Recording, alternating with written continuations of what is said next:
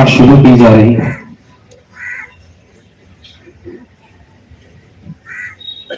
अल्लाहु अकबर, अल्लाहु अकबर,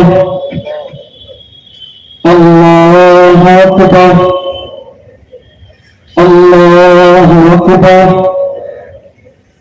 अल्लाहु अकबर,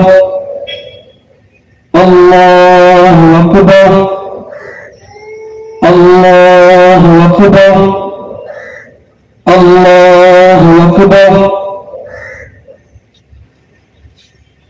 अल्हम्दुलिल्लाहि रब्बिल आलमीन, अर्रहमानिर रहीम, मालिकि यौमिद्दीन, इय्याक नअबुदु व इय्याक नस्तईन, اهدنا الصراط المستقيم، صراط الذين أنعمت عليهم غير المغضوب عليهم ولا الضالين،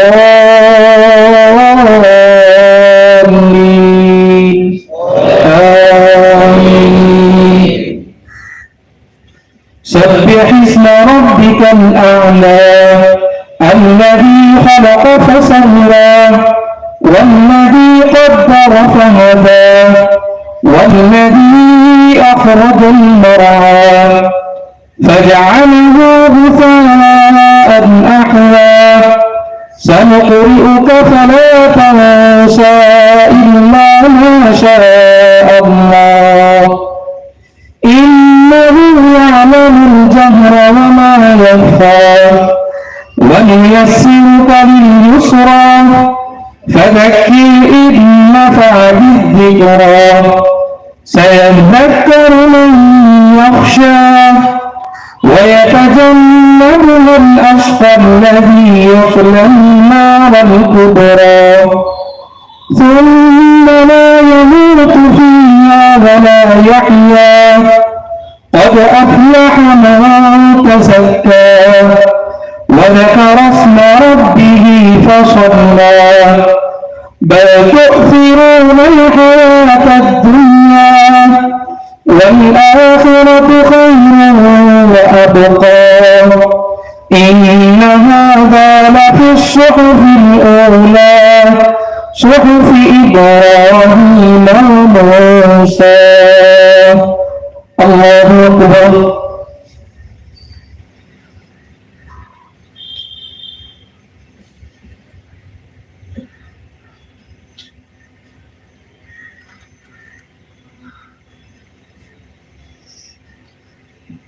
سمع الله لمن حمده.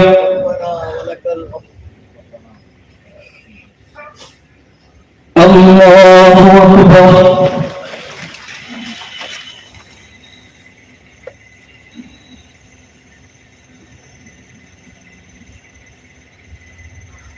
الله أكبر.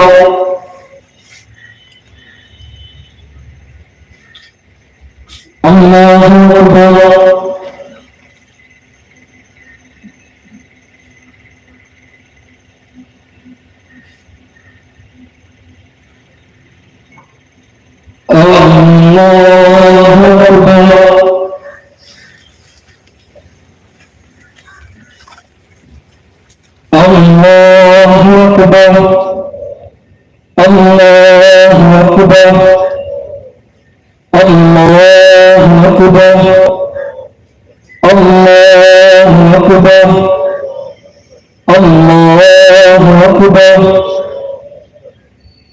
الحمد لله رب العالمين الرحمن الرحيم مالك يوم الدين إياك نعبد وإياك نستعين اهدنا الصراط المستقيم صراط الذين أنعمت عليهم غير المغضوب عليهم ولا الضالين،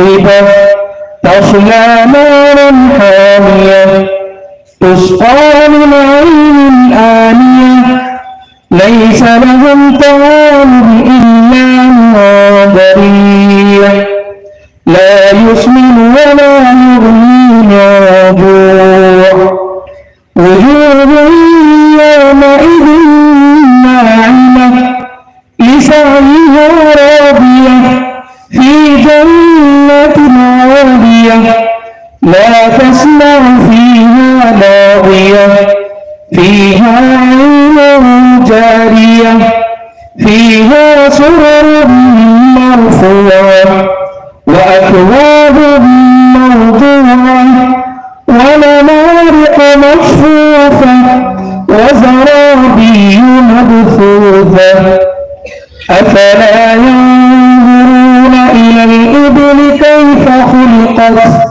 وإلى السماء كيف رفعت وإلى الجبال كيف نصبت وإلى الأرض كيف سطحت فذكر إنما أنت مذكر لست عليهم بمسيطر إلا ما تولى وكفى فيعذبه الله العذاب الأكبر إن إلينا إيابهم ثم إن علينا حسابهم الله أكبر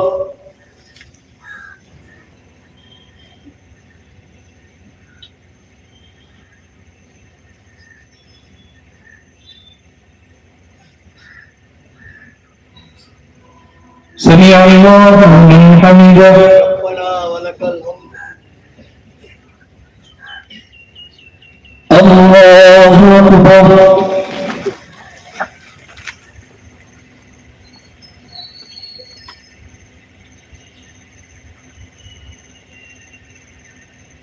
الله أكبر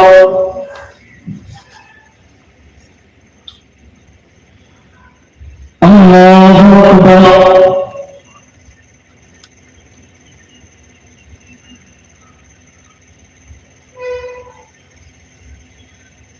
الله أكبر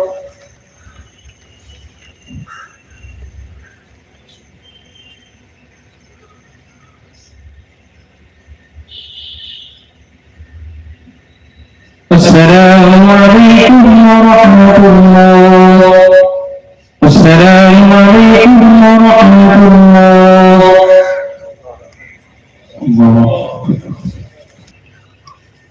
إن الحمد لله نحمده ونستعينه ونستغفره ونعوذ بالله من شرور أنفسنا ومن سيئات أعمالنا من يهده الله فلا مضل له ومن يضلل فلا هادي له وأشهد أن لا إله إلا الله وأشهد أن محمدا عبده ورسوله أرسله بالحق بشيرا ونذيرا أما بعد فإن خير الحديث كتاب الله وخير الهدي هدي محمد صلى الله عليه وسلم فإن خير الأمور عوازمها وشر الأمور محدثاتها وكل محدثة بدعة وكل بدعة ضلالة وكل ضلالة في النار فأعوذ بالله من الشيطان الرجيم بسم الله الرحمن الرحيم يريد الله بكم اليسر ولا يريد بكم العسر ولتكملوا العدة ولتكبروا الله على ما هداكم ولعلكم تشكرون محترم حضرات मेरी आवाज सुनने वाली माँ और बहनों छोटे बच्चों सबसे पहले हम अल्लाह ताला की हम्द व सना बयान करते हैं कि जिसने हमको रमजान का पूरा महीना इबादत करने की तौफीक बख्शा एक और रमजान हमारी जिंदगी में गुजरा बड़ी इबादतें हमने की सियाम किया सदका व खैरात किया ज़कात अदा किया सदका फितर भी हम अदा कर चुके हैं यह अल्लाह का करम है उसकी नवाजिश है कि इतनी मेहरबानियां अल्लाह ताला ने मुझे और आपको अता फरमाई मैंने कुरान मजीद سورہ بقرہ آیت نمبر 185 آپ کے سامنے تلاوت کی، جس میں اللہ تبارک و تعالیٰ نے ہی کہا یرید اللہ بکم الیسر، اللہ تعالیٰ تمہارے لیے آسانی چاہتے ہیں، ولا یرید بکم العسر، اللہ تعالیٰ تمہیں تنگی میں ڈالنا نہیں چاہتے، وَلِتُكْمِلُوا الْعِدَّةَ، جب یہ 30 دن پورے ہو جائیں تو تم اللہ تعالیٰ کی تکبیر بیان کرو، وَلِتُكَبِّرُوا اللَّهَ عَلَى مَا هَدَاكُمْ، اس انعام اور احسان پر جو اللہ نے تمہیں ہدایت دی، انعام کیا، نوازش کی کہ سارے رمضان تم نے عبادت کی، تاکہ تم شکر گزار بندوں میں شامل ہو جاؤ۔ دوستو عزیزو، اس شکرانے کے بعد اللہ تبارک و تعالیٰ نے قرآن مجید میں کہا کہ وَإِن تَشْكُرُوا يَرْضَهُ لَكُمْ، اگر تم شکر کرو گے تو اللہ تم سے راضی ہو جائے گا اور تمہیں مزید دے گا، اس کی نعمتوں میں اضافہ ہوگا، ایسی نعمتیں ملیں گی۔ لیکن ایک کلیدی چیز، بنیادی چیز جو مجھے اور آپ کو بتانی ہے، اس کی طرف میں آپ کو توجہ دلانا چاہتا ہوں۔ عید کا جو خطبہ ہوتا ہے 20 منٹ سے زائد نہیں ہوتا، اس لیے کہ مختصر باتیں جو آپ کے دل و دماغ کو پیغام دیں، دل و دماغ کو اپیل کریں، یہی باتیں کہی جاتی ہیں۔ قرآن مجید نے رمضان کا مقصد جو بیان کیا، کہا کہ لعلکم تتقون، یہ روزے جو آئے ہیں اس لیے آئے ہیں کہ آپ کو مجھے متقی بنا دیں، متقی بنا دیں۔ چلیے دیکھتے ہیں کہ کیا روزوں نے ہمیں متقی بنا دیا، ہماری زندگی میں بدلاؤ آ گیا۔ اب اس کے بعد ہم ایسے نہیں رہیں گے جیسے پہلے تھے، ہم مسجدوں سے دور نہیں ہوں گے جیسے رمضان سے پہلے تھے۔ رمضان جب آیا تو ہم مسجدوں سے جڑ گئے، ہماری صورت شکلیں بدل گئی۔ اب رمضان کے بعد پھر ایسا نہیں ہوگا کہ پھر ہم مسجدوں سے دور ہو جائیں، وہ منبر و محراب، وہ صفیں، وہ وضو خانے ترستے رہ جائیں کہ وہ اللہ کے بندے کہاں تھے جو مسجد کو آیا کرتے تھے۔ رمضان میں جن سے مسجدیں منور تھیں، وہ خواتین کہاں گئی جو اللہ اکبر اور تسبیح و تحمید ان کی زبانوں سے نکلتا تھا؟ کیا مسجدیں توقی رہ جائیں گی؟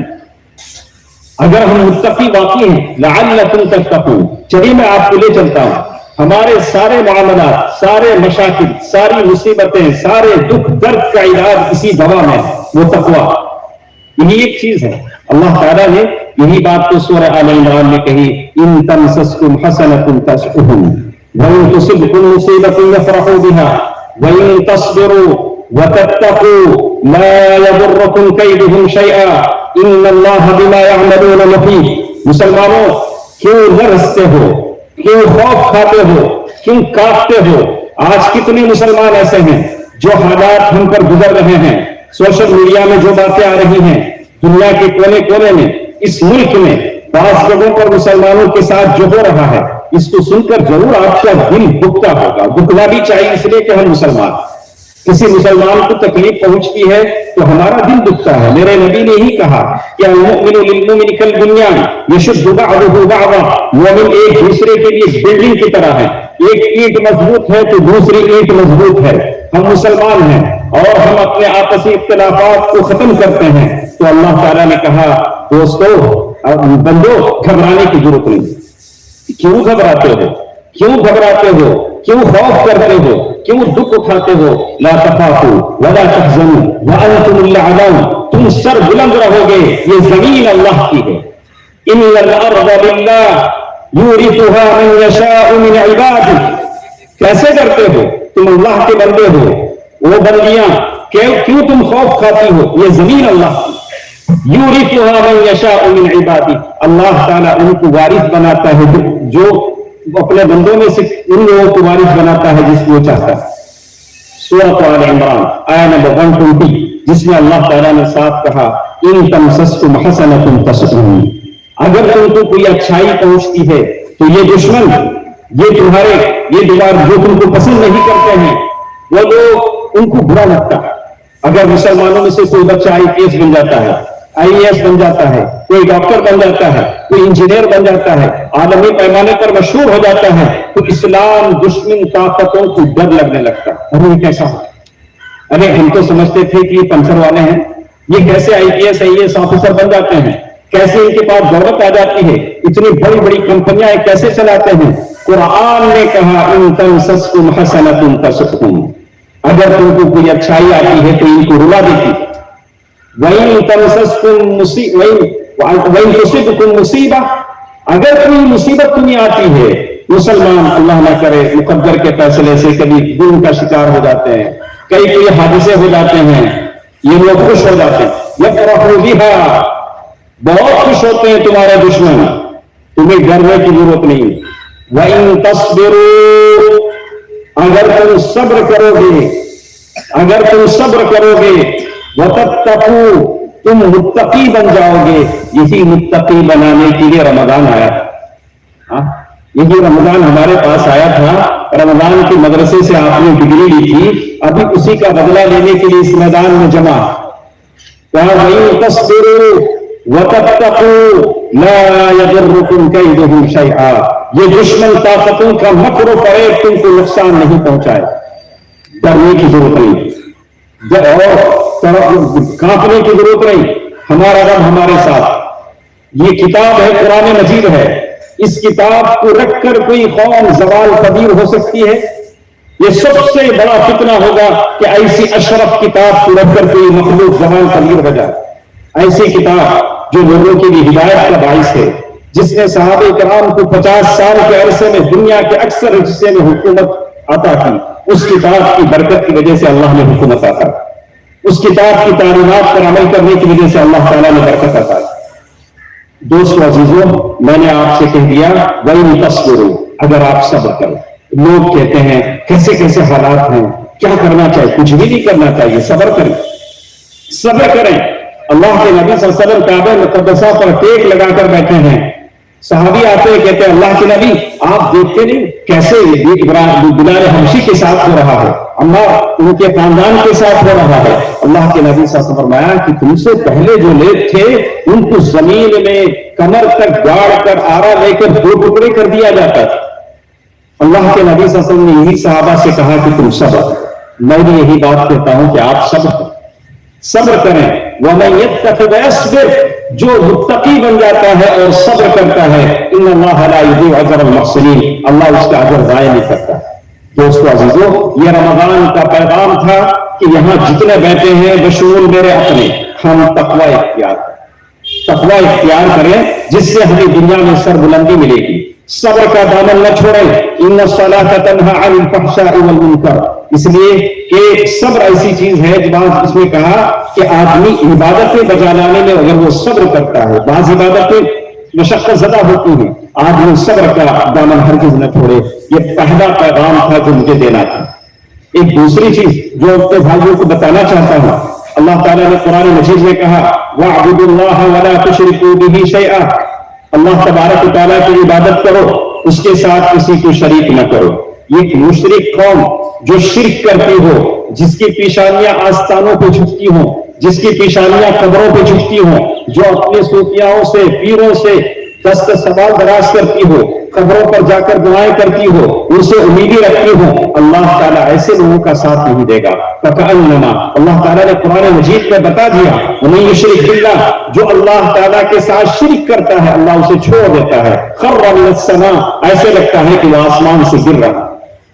دوستو عزیزو، شرک کے جو مظاہر ہیں، سجدے کی شکل میں، قبروں کی طواف کی شکل میں، ہاتھوں میں جو تعویذیں بندی ہیں، گلوں میں جو تعویذیں بندے ہیں، اور مرد ہو کر بھی عورت بعض لوگ بن جاتے ہیں، گلوں میں چین لٹکی ہے، ہاتھ میں چین لٹکی ہے، یہ سب ایک صحیح مسلم نوجوان کی عادتیں اور خصلتیں ہیں۔ ارے عورت خوبصورت نہیں ہے، وہ زیور پہن کے خوبصورت بننا چاہتی ہے۔ ارے تم تو مرد ہو، تم کو کیا ضرورت ہے تھی گلوں میں چین، ادھر چین ادھر چین؟ ارے تو مرد ہے تو مرد بنو، تمہارا مرد ہونا ہی تمہارے لیے خوبصورت ہے۔ نہیں چاندی کی، ارے چاندی کی بھی نہیں، سونے کی تو حرام ہے۔ مرد کو کسی چین کی ضرورت نہیں ہے، کسی تعویذ کی ضرورت نہیں ہے، اس کا مالک اللہ اس کے ساتھ ہے۔ وَاعْبُدُوا اللَّهَ وَلَا تُشْرِكُوا بِهِ شَيْئًا۔ دوستو عزیزو، اللہ تعالیٰ نے 2 باتوں کی طرف توجہ دلائی۔ ایک حقوق اللہ، وَاعْبُدُوا اللَّهَ، اس میں کوئی کمی بیشی نہیں ہونا چاہیے۔ اللہ کا جو حق ہے وہ اللہ کو ملنا چاہیے، اس کے بارے میں کوئی کمپرومائز نہیں۔ وَاعْبُدُوا اللَّهَ وَلَا تُشْرِكُوا بِهِ شَيْئًا، دوسری چیز اس کے ساتھ شریک نہ کرو۔ اور دوسری چیز اللہ کے نبی صلی اللہ علیہ وسلم شروع زمانے کے ساتھ ساتھ یہ بات کر رہے ہیں، کہا وَبِالْوَالِدَيْنِ إِحْسَانًا، وَبِالْوَالِدَيْنِ إِحْسَانًا، ماں باپ کے ساتھ حسن سلوک کرو۔ یہ حقوق العباد دونوں ہونی چاہیے۔ کتنے ایسے ہیں گھر میں بیوی بچوں کے ساتھ ظالم ہیں، ماں باپ کا احسان نہیں مانتے اور نمازیں پڑھ رہے ہیں، روزہ بھی رکھ رہے ہیں، اعتکاف میں بیٹھے ہیں. کیسے ہوگا؟ دونوں چیزیں برابر ہوں. وَاعْبُدُوا اللَّهَ وَلَا تُشْرِكُوا بِهِ شَيْئًا وَبِالْوَالِدَيْنِ إِحْسَانًا. اللہ کے نبی صلی اللہ علیہ وسلم نے شروع رسالت سے ان دونوں چیزوں پر فوکس کیا کہ اللہ تعالیٰ کی عبادت بھی ہو، ساتھ ساتھ یہ ساری چیزیں ہوں کہ خاندان کے جو لوگ ہیں، رشتہ دار ہیں، ان کی رشتہ داریاں ادا کی جائیں. اللہ کے نبی صلی اللہ علیہ وسلم ایک اونٹ پر سوار ہیں، غالباً وہ عرفہ ایک کا میدان ہے، تو ایک آدمی اچانک آتا ہے، اللہ کے نبی صلی اللہ علیہ وسلم کے اونٹ کی رسی کو پکڑ لیتا ہے، اونٹ کی رسی کو پکڑتا ہے. ایک آدمی ہے، اب جس نے بھی اللہ کے نبی صلی اللہ علیہ وسلم کو دیکھا وہ صحابی ہیں، گاؤں والے ہیں. اللہ کے نبی صلی اللہ علیہ وسلم سے وہ کہہ رہے ہیں یا رسول اللہ دلنی علی عمل. اللہ کے نبی صلی اللہ علیہ وسلم مجھے ایسا کام بتلائیے میں جنت میں داخل ہوگا، جنت سے یہ کام مجھے قریب کر دے، جہنم سے دور کر دے. یہی سوال تو معاذ بن جبل رضی اللہ تعالیٰ عنہ نے بھی کیا تھا. اللہ کے نبی صلی اللہ علیہ وسلم وقف النبی صلی اللہ علیہ وسلم تھوڑی دیر کے لیے اللہ کے نبی صلی اللہ علیہ وسلم رک گئے اور صحابہ سے کہا دیکھیے لقد وفق لقد ہدی، دیکھیے یہ جو آدمی سوال کر رہا ہے بالکل کریکٹ سوال، اللہ نے اسے توفیق دے دی، اللہ نے اسے ہدایت دی. پھر اللہ کے نبی صلی اللہ علیہ وسلم نے ان سے سوال کیا کیف تقول، کیا پوچھ رہے تھے آپ؟ حالانکہ اللہ کے نبی صلی اللہ علیہ وسلم نے سن لیا، صحابہ بھی سن لے سوال کیا. اللہ کے نبی صلی اللہ علیہ وسلم نے ان سے کہا کہ ذرا دہراؤ کیا پوچھ رہے تھے آپ. انہوں نے پھر سوال دہرایا. اللہ کے نبی صلی اللہ علیہ وسلم نے بتانا شروع کیا ایسا عمل جو لوگوں کو جنت میں لے جائے، ان تقیم الصلاۃ، تم نماز کی پابندی کرو. اللہ اللہ، رمضان بھر ہم نے عبادتیں کی، رمضان کے بعد اپنے وَاعْبُدْ رَبَّكَ حَتَّىٰ يَأْتِيَكَ الْيَقِينُ، آخری سانس تک اپنے آپ کو اللہ تبارک و تعالیٰ کی مسجدوں سے جوڑے رہیں، اللہ سے جوڑے رہیں. وَاعْبُدُ اللَّهَ أَن تُقِيمَ الصَّلَاةَ وَتُؤْتِ الزَّكَاةَ، زکات ادا کرو، رمضان کے روزے رکھو. اور ایک بات جو اللہ کے نبی صلی اللہ علیہ وسلم نے اس میں بتائی وَتَصِلُ الرَّحِمَ، رشتہ داریاں جوڑو. رشتہ داریاں جوڑو بہت بہت اہمیت والی چیز ہے جس سے ہم دور ہیں. ہم لوگ جانتے نہیں کہ رشتہ داریاں کیا ہوتی ہیں، ماں باپ کا احسان کیا ہوتا ہے، ماں باپ کے ساتھ بر الوالدین کیا ہوتا ہے، کیسے جنت ملتی ہے. اللہ کے نبی صلی اللہ علیہ وسلم نے جنت میں تلاوت قرآن کی آواز سنی تو جبریل سے کہا کہ یہ کون ہے، یہ کس کی آواز میں جنت میں سن رہا ہوں؟ تو جبریل نے کہا کہ فلاں صحابی ہیں. اللہ کے نبی صلی اللہ علیہ وسلم نے کذالکم البر، کذالکم البر، ارے وہ اپنے ماں باپ کے ساتھ بہت نیک سلوک کرنے والے تھے، اپنی بوڑھی ماں باپ کو اپنے ہاتھوں سے کھانا کھلاتے تھے، ان کے سر میں کنگھی کرتے تھے، ماں باپ کی خدمت اپنے ہاتھ سے کرتے تھے. کہ آپ نے کیا؟ ہم کرتے ضرور ہیں. بیوی سے کہتے تم کرو، ارے بہو کی ذمہ داری نہیں جی، ماں باپ کی خدمت کرنا بیٹے کی ذمہ داری ہے. بیٹے کی ذمہ داری ہے، اگر بہو کرتی ہے تو اس کا احسان ہے. آپ ماں باپ کے ساتھ بیٹھے ہیں، ماں باپ کے دکھ درد کو سنیں. جیسے آپ اپنے بچے کو گود میں لے کے چومتے ہیں، پیار کرتے ہیں، تمہارے ماں باپ بھی چاہتے ہیں کہ آپ ان کے ساتھ بیٹھیں، ان کی باتوں کو سنیں، ان کی باتوں کو توجہ سے سنیں. کتنے ایسے لوگ ہیں اپنے موبائل کو اتنا ٹائم دیتے ہیں جو اپنے ماں باپ کو نہیں دیتے، اپنے ماں باپ کو نہیں دیتے، اور جانتے اللہ جیسے ہی مجاؤ جنت مل جائے. بڑے کہ باتیں بہت لمبی ہیں، اس کا خیال رکھیں. ایک اور چیز میں آپ کے ساتھ کہنا چاہتا ہوں، یا معشر النساء تصدقوا.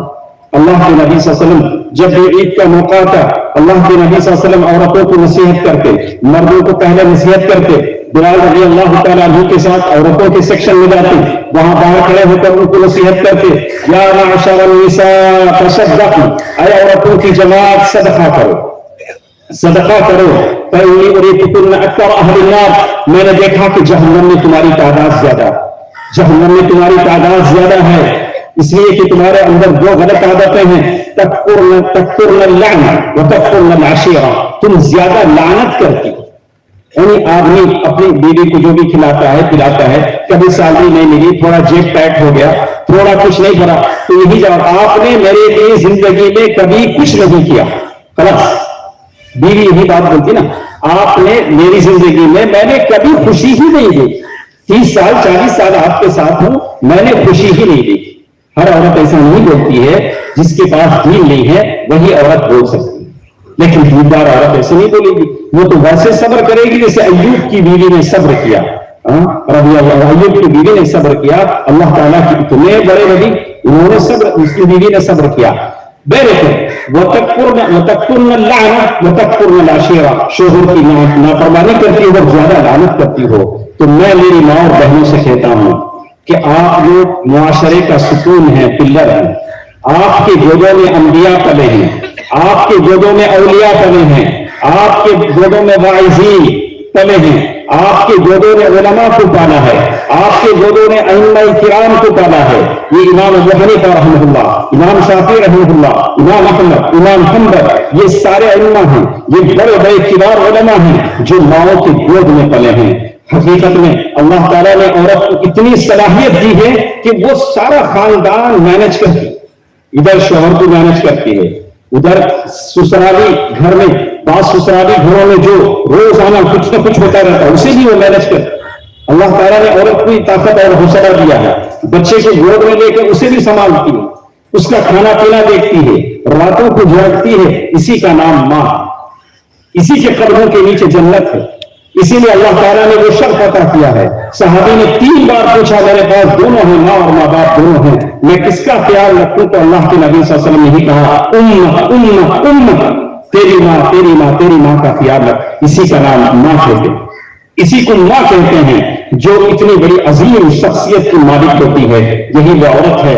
تو میں میری ماں اور بہنوں سے کہوں گا کہ آج معاشرہ ٹوٹتا جا رہا ہے۔ مسلم عورتیں یہ فرق نہیں کر پا رہی کہ مسلمان کیا ہوتا ہے، کافر کیا ہوتا ہے، اور وہ صرف یہ سمجھتی ہے کہ مرد ہے تو مرد ہے، میں اس کے ساتھ شادی کر سکتی ہوں۔ اسلام نے کہا کہ نہیں کر سکتی۔ ایک مسلمان عورت ایک مسلمان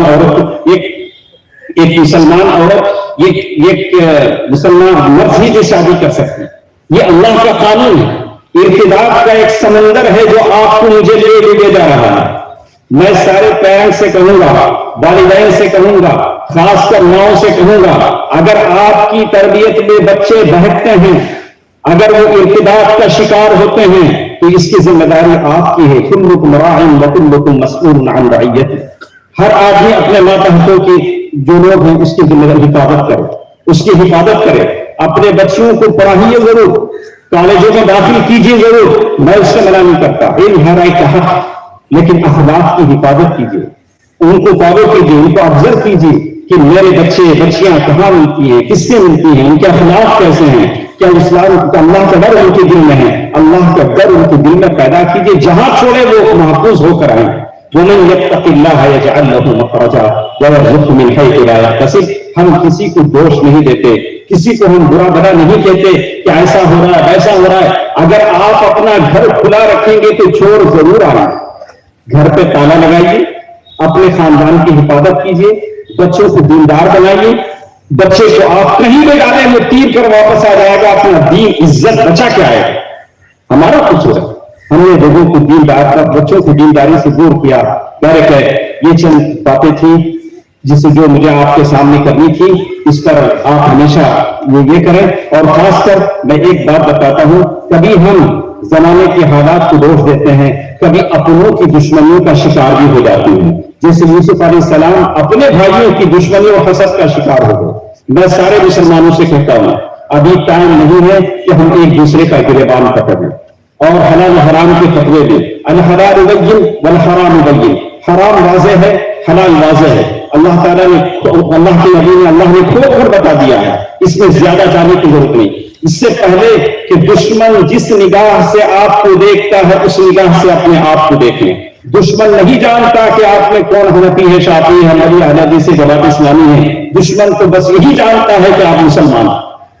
کیا ہی اچھا ہو کہ ہم اپنے آپ کو سمجھیں کہ ہم سب مسلمان ہیں۔ ارے ہم اپنی نگاہ سے نہیں، کم از کم دشمن کی نگاہ سے دیکھیں اور متحد ہو جائیں، اور ساری قدرتوں کو، بغض و حسادت کو، اپنے حسد کو اپنے دل سے نکال دیں۔ اللہ تعالیٰ، اور ایک بات مجھے آپ کے سامنے کہنی ہے، اس ملک میں ہم بستے ہیں، اس ملک میں ہمارے جو برادران وطن ہیں، جو نان مسلم ہمارے ساتھ ہیں، ان کے ساتھ ہم اپنے رویے کو بدلیں۔ صرف ہم ہی کھاتے رہیں، ہم ہی خوش ہوتے رہیں، ہم ہی پہنتے رہیں، یہ اسلوب اچھا نہیں۔ ہمارے ساتھ بہت سارے نان مسلم بھی وہ ہمارے ساتھ جیتے ہیں.